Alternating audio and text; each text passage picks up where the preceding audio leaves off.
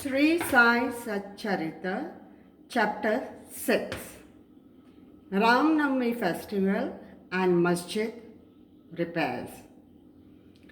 Before describing Ram Navami Festival and Masjid repairs, the author makes some preliminary remarks about Satguru as follows. Efficacy of the touch of the Guru's hand. When Satguru is the helmsman, he is sure to carry us safely and easily beyond the worldly ocean. The word Satguru brings to mind Sai Baba, the perfect master. He appears to me as if standing before me and applying Uddhi to my forehead and placing his hand of blessing on my head. The joy fills my heart and love overflows through my eyes. Wonderful is the power of the touch of Guru's hand. The subtle body, consisting of thoughts and desires, which cannot be burnt by the gross fire, is destroyed by the mere touch of the Guru's hand, and the sins of many past births are cleaned and washed away. Even the speech of those who feel agitated when they hear religious and godly talks attain calmness. The sight of Sai Baba's handsome form chokes our throat with joy, makes the eyes overflow with tears, and overwhelms the heart with emotions. It awakens in us, I am He, and dissolving the distinction of I and Thou, makes us one with the Supreme. When I begin to read scriptures, at every step I am reminded of my Satguru, Sai Baba, who assumes the form of Rama or Krishna and makes me listen to his life. For instance, when I sit to listen to Bhagavad, Sai becomes Krishna from top to toe, and I think he sings the Bhagavad or Uddhav Gita, song of teachings by Lord Shri Krishna to his disciple Uddhav, for the welfare of the devotees. When I myself start to write anything, I cannot compose a few words or sentences, but when he, of his own accord, makes me write, I go on writing, and there is no end to it. When the disciple's egoism props up, he presses it down with his hand and gives him his own power, makes him gain his object, and thus satisfies and blesses him. If anyone prostrates before Sai and surrenders heart and soul to him, then all the chief objects of life, namely dharma, righteousness, artha, wealth, kama, desire, and moksha, deliverance, are easily attained unsolitedly. Four paths, namely of karma, jnana, yoga, and bhakti, lead us separately to God. Of these, the path of bhakti is thorny and full of pits and ditches, and thus difficult to traverse. But if you, relying on your Satguru, avoid the pits and thorns and walk straight, it will take you to the destination. So says Sai Baba. After philosophizing about the self-existent Brahma, his power, Maya, to create this world and the world created, and stating that all these three are ultimately one and the same, the author quotes Sai Baba's words, guaranteeing the welfare of the bhaktas. There will never be any dearth or scarcity regarding food and clothes in my devotees' home. It is my special characteristic that I always look and provide for the welfare of those devotees who worship me wholeheartedly with their minds ever fixed on me. Lord Krishna has also said the same in the Gita. Therefore, strive not much for food and clothes. If you want anything, beg of the Lord. Renounce worldly honors, try to get Lord's grace and blessing, and be honored in his court. Do not be deluded by worldly honor. The form of the deity should be firmly fixed in the mind. Let all the senses and mind be ever devoted to the worship of the Lord. Let there be no attraction for any other thing. Fix the mind in remembering me always, so that it will not wander elsewhere towards body, wealth, and home. Then it will be calm, peaceful, and carefree. This is the sign of the mind being well engaged in good company. If the mind is vagrant, it cannot be called well merged in him. After quoting this verse, the author goes on to relate the story of Ram Navami festival in Shri.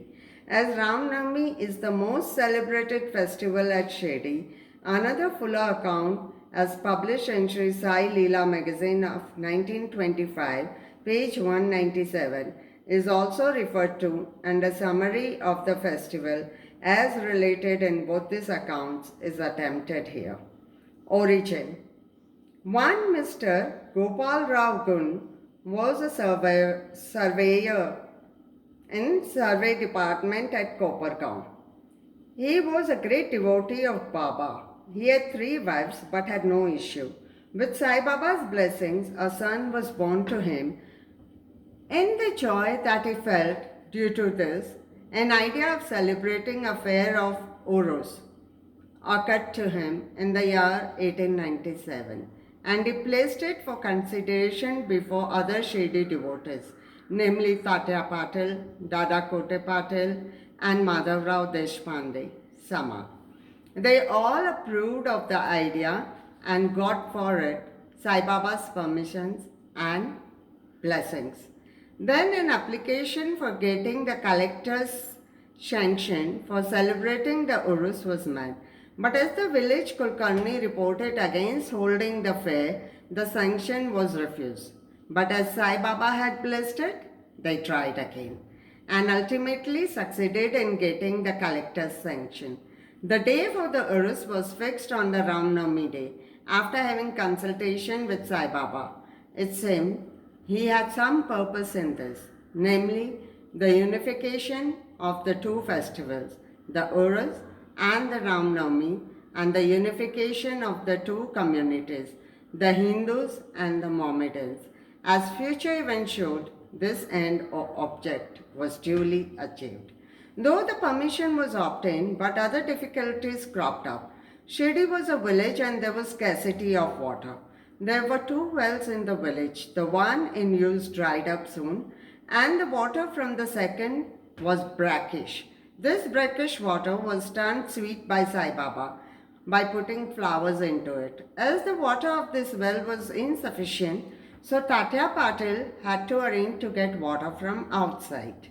Temporary shops were to be constructed and wrestling bouts arranged.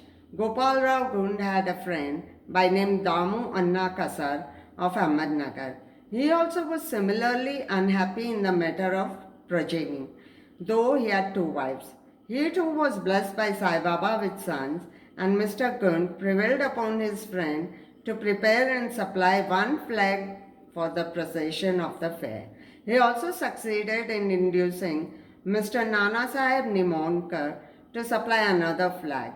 Both these flags were taken in procession through the village and finally fixed at the 2 corners of the Masjid, which is called by Sai Baba as Dwarkamai. This is being done even now. The Sandal Procession. There was another procession which was started in this fair. This idea of Sandal Procession originated with one Mr. Amir Shakkar Dalal, a Mohammedan Bhakta from Korla.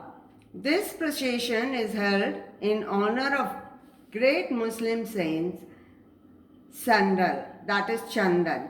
Paste and scrapings are put in the thali and carried with incense burning before them in procession to the accompaniment of band and music through the village, and then after returning to the masjid, the contents of the dishes are thrown on the nimbar and walls of the masjid with hands. This work was managed by Mr. Amir Shakkar for the first 3 years and then afterwards by his wife. So on the same day, the two processions, the flags by the Hindus and that of Sandal by the Muslims, went on side by side and are still going on without any problem. Arrangement. This day was very dear and sacred to the devotees of Sai Baba.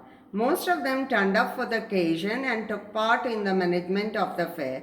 Tata Kote Patil looked to all outward affairs, while the internal management was entirely left to Radha Krishnamai, a female devotee of Baba. Her residence was full of guests on the occasion, and she had to look after their needs and also arrange for all the paraphernalia of the fair. Another work which she willingly did was to clean and whitewash the entire masjid, its walls and floor, which were blackened and were full of soot on account of the ever-burning dhuni of Sai Baba. This work she did during the night when Sai Baba went to sleep every alternate day in the chowdi. She had to take out all the things, including the dhuni, and after thorough cleaning and whitewashing, replace them as they were before. Feeding the poor, which was so dear to Sai Baba, was also a great item in this fair. For this purpose, cooking on a grand scale and preparing various sweet dishes was done in Radha Krishna Mai's lodging, and various rich and wealthy devotees took a leading part in this affair. Transformation of the Urus into Ram Navami festival. Things were going on this way, and the fair was gradually increasing the importance till 1912, when a change took place. That year, one devotee, Mr. Krishna Rao Jogeshwar Bhishma, the author of Sai Sagunopasna, came from the fair with Dada Saheb Khapade of Amravati and was staying on the previous day in the Dikshitwada. While he was lying on the veranda and while Mr. Lakshman Rao, alias Kaka Mahajani, was going with puja materials to the masjid, a new thought arose in his mind and he accosted the latter thus. There is some providential arrangement in the fact that the Urus of fair is celebrated in Shri on the Ram Navami day. The Ram Navami day is very dear to all the Hindus. Then why not begin the Ram Navami festival, the celebration of the birth of Shri Ram on this day here? Kaka Mahajani liked the idea and it was arranged to get Baba's permission in this matter. The main difficulty was how to secure a Haridas who would do kirtan and sing the glories of the Lord on the occasion. But Bhishma solved the difficulty by saying that his Ram Akhyan, the composition on Rama's birth, was ready and he would do the kirtan himself, while Kaka Mahajani should play on the harmonium. It was also arranged to get the Suntavada, ginger powder mixed with sugar, as prasad, prepared by Radha Krishna Mai. So they immediately went to the masjid to get Baba's permission. Baba, who knew all things and what was happening there, asked Mahajani as to what was going on in the Vada. Being rather perturbed, Mahajani could not catch the purport of the question and remained silent. Then Baba asked Bhishma what he had to say. He explained the idea of celebrating Ram Navami festival and asked for Baba's permission, and Baba gladly gave it. All rejoiced and made preparations for the Jayanti. Next day, the masjid was decorated with buntings, etc. A cradle was supplied by Radha Krishna Mai and placed in front of Baba's seat, and the proceedings started. Bhishma stood up for kirtan and Mahajani played on the harmonium. Sai Baba sent a man to call Mahajani. He was hesitating to go, doubting whether Baba would allow the festival to go on. But when he went to Baba, the latter asked him as to what was going on and why the cradle was placed there. He answered that the Ram Navami festival had come in and the cradle was put on for that purpose. Then Baba took a garland from the nimbar and placed it round the neck and sent another garland for Bhishma. Then the kirtan commenced. When it came to a close, Pound sounds of victory to Ram went up, and Gulal was thrown up all around amidst band and music. Everybody was overjoyed when suddenly a roar was heard. The red powder thrown promiscuously went up and somehow fell into Baba's eyes. Baba got wild and began to scold and abuse loudly. People got frightened by this and began to take to the hills. The intimate devotees who knew Baba well took the scoldings and outpourings of Baba as blessings in disguise.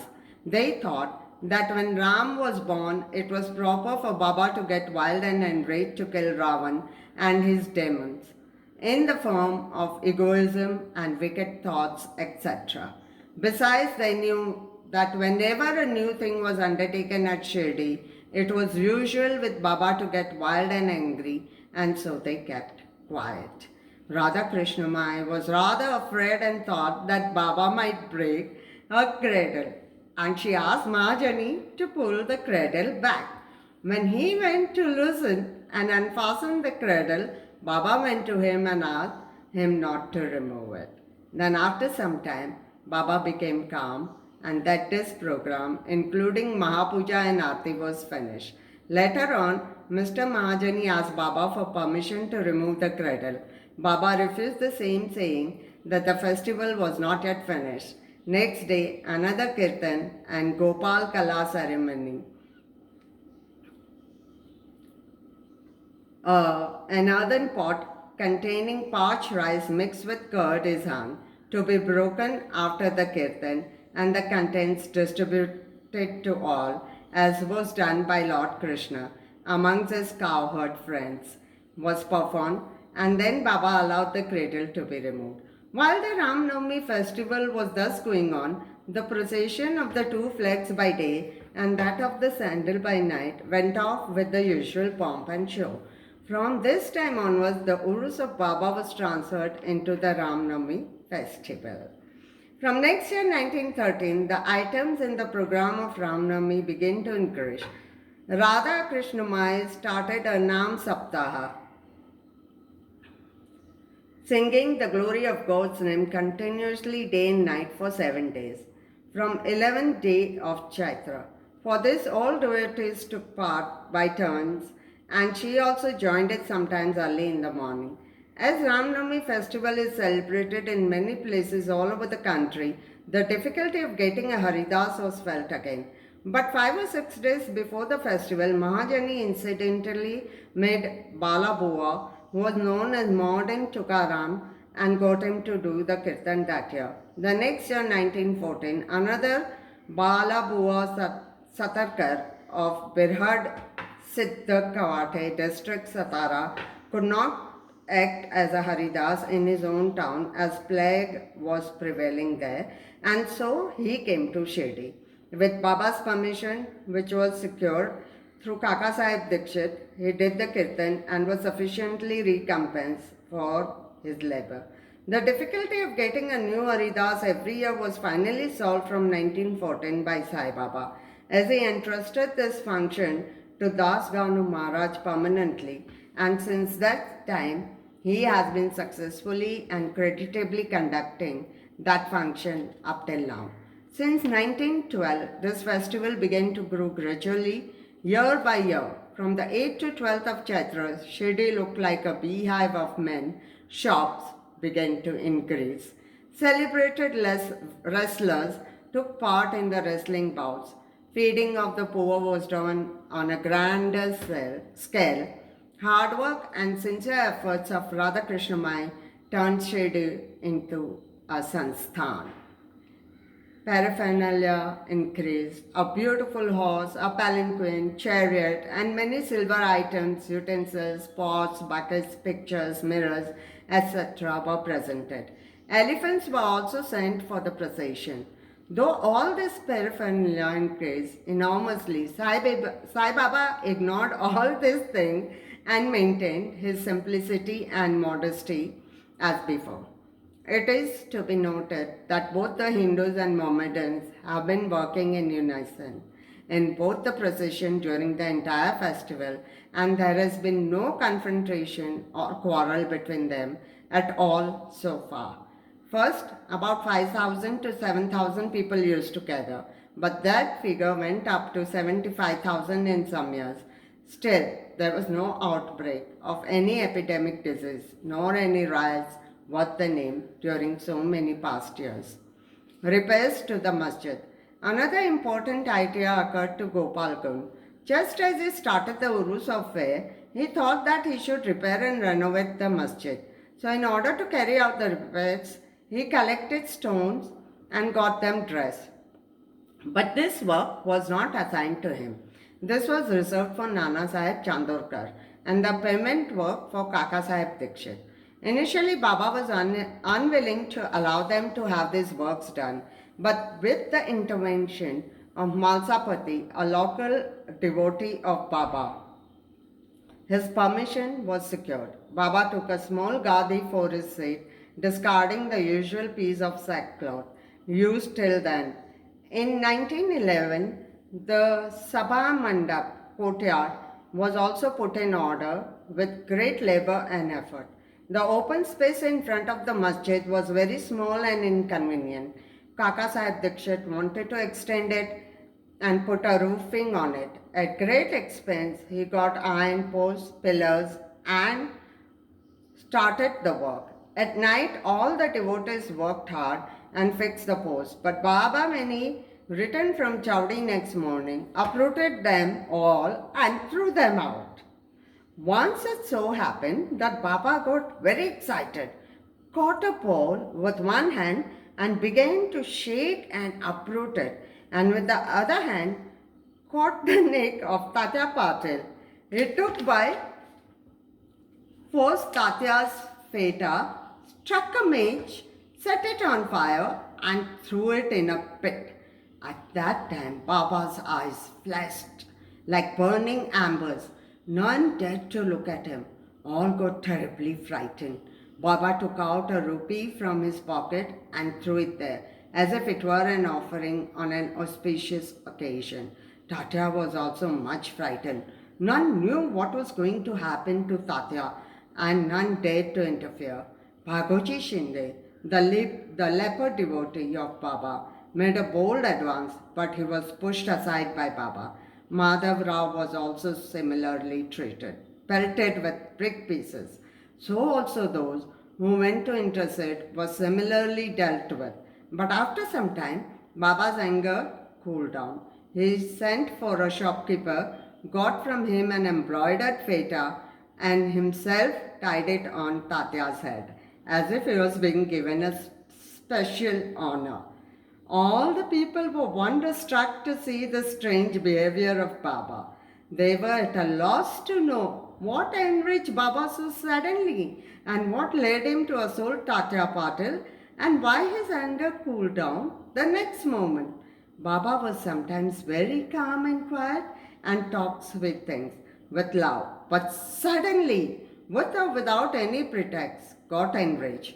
Many such incidents may be related, but I do not know which to choose and which to omit. I therefore refer them as they occur to me.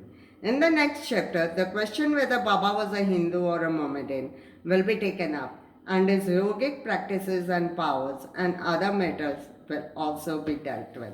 Bow to Shri Sai Baba. Peace be to all.